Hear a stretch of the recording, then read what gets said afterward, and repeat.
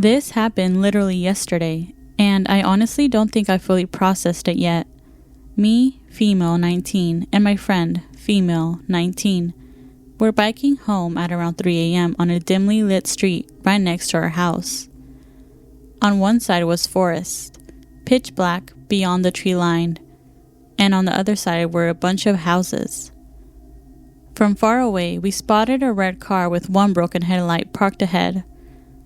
As soon as we got closer, the car started moving, past us very slowly, then made a U-turn and drove past us again. Even in the dark, it was obvious we were two girls alone at night, so we put some space between us and them. As soon as we got to the sidewalk, we noticed a girl standing partially hidden behind a white truck, watching that same red car. The car was creeping towards her. Then she ran off, running up the sidewalk and turning into a bike path that cuts through the forest. Immediately, two men got out of the car and followed her in, so we decided to follow and try to help that girl. I live next to a forest. I know how dark it gets. No one walks that path without a flashlight unless they have a reason.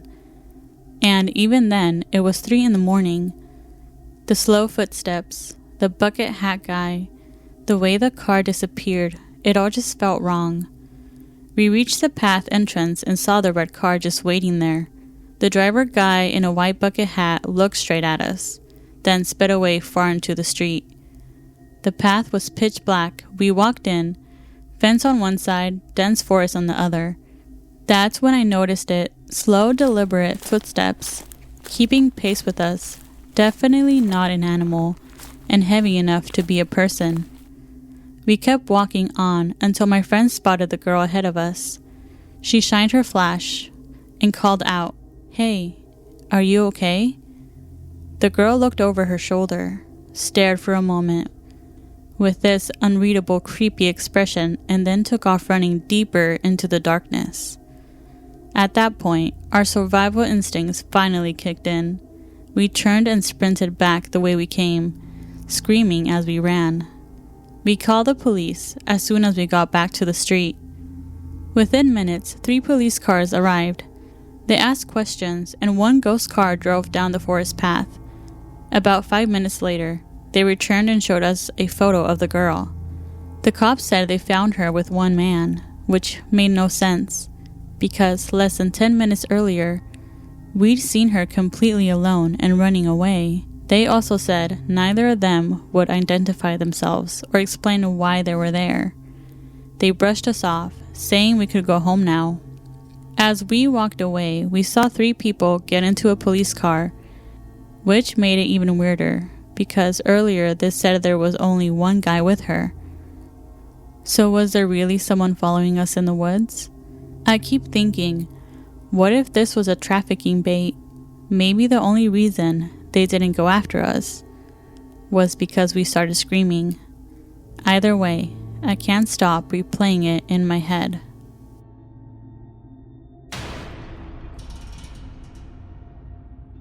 In 2008, I was 16 and living in a small town where you'd see the same faces over and over.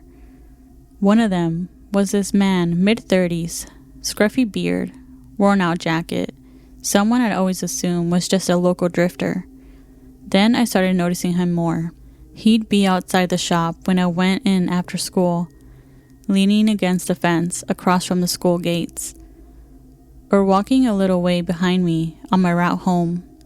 Always just far enough to make me second-guess myself, but always there.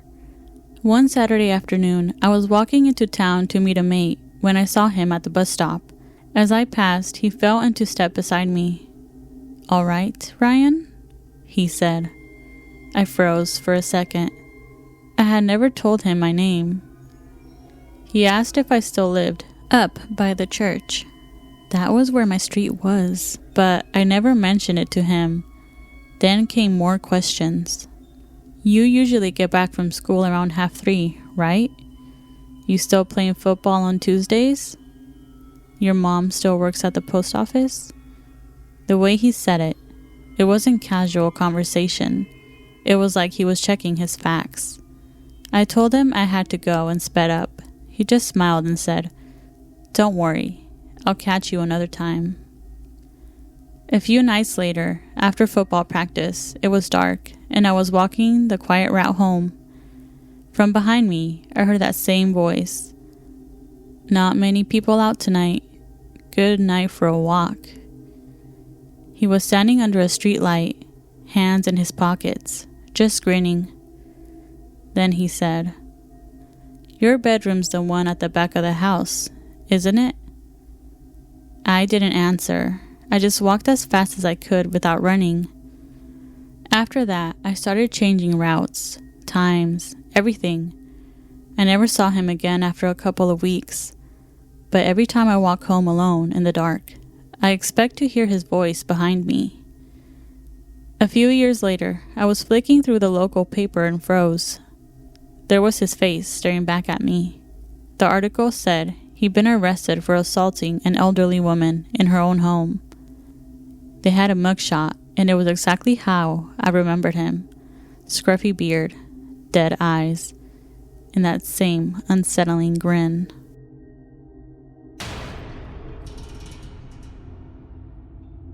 When I was a kid, my mom started taking us to this little church we didn't go to often.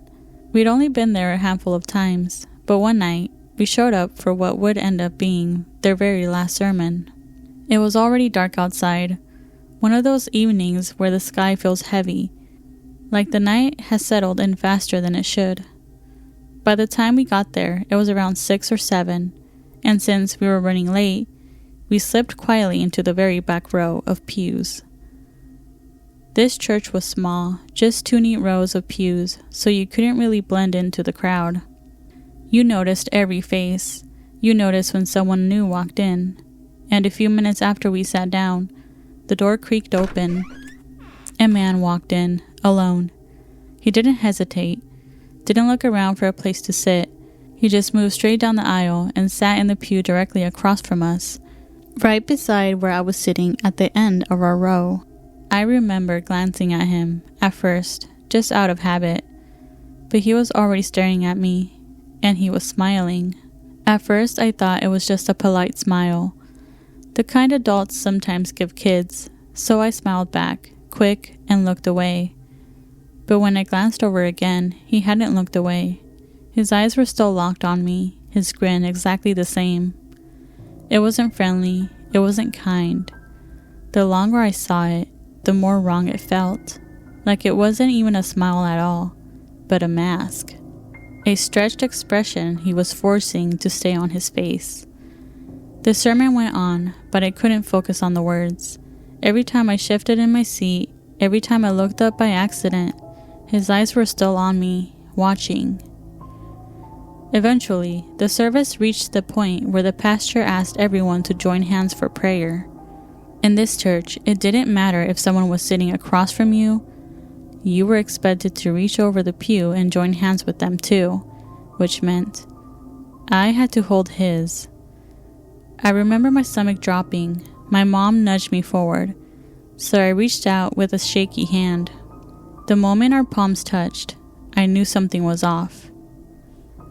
His grip clamped down around mine instantly, like he'd been waiting for that exact moment. While everyone bowed their heads, he kept staring at me. I could feel his gaze burning into me even with my eyes closed. And as the prayer went on, his hands began to tighten, slowly but deliberately. When the prayer ended, a wave of relief went through me. Everyone else let go. Hands dropped, heads lifted, but his didn't. He kept holding on to me, his hand locked around mine like a trap. That same fixed smile stretched across his face.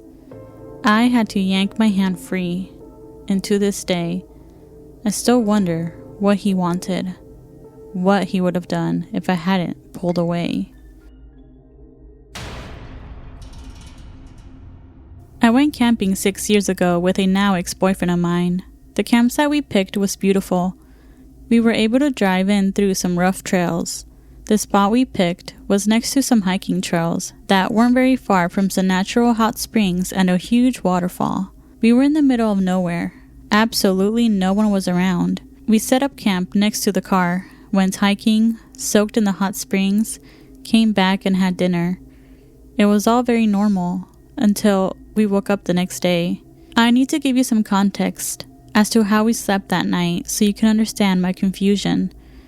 Before we went to sleep, I put our food cooler and the stereo that we brought in the car and locked it. I put the keys in the front pocket of my backpack and put the backpack next to my sleeping bag on the far side of the tent, away from the door of the tent. My boyfriend at the time slept nearest the door of the tent with a gun next to him. We woke up the next morning and I felt fine. I had slept hard, and from the inside of the tent, everything seemed normal. When we got out, our campsite was absolute chaos. The fire pit we had made was ruined. The cooler had been thrown and food was scattered all over the place. The stereo was smashed to pieces, laying next to a tree. All of the car doors were open, including the trunk. We stood there for a minute in silence, just taking everything in. The woods felt off now. It was quiet, and not the beautiful campsite that I saw yesterday. Everything about those woods felt wrong now. My ex accused me of not locking the car the night before, and that an animal got in our stuff. I promised that I had locked it. I went into the tent to grab the keys from my backpack, but they weren't there. I found them later on the ground right next to the car. My boyfriend was quiet and wouldn't talk to me about what had just happened. He finally spoke up when we were almost home and told me that he had a dream the night before about something kneeling over him in the tent, holding his gun and staring at him. When I tried to ask him more questions, he got quiet again and said he didn't want to talk about it and that I shouldn't talk about it anymore either. I've tried to forget about it, but I just can't. Something really wrong happened to us in the woods that night. Have a paranormal experience of your own? Share it with us at officialphantom.mic@gmail.com. Whether in text or voice recording, we want to hear your story. Thank you for tuning in to Phantom Mic, and remember, if you still feel alone, you weren't listening closely enough.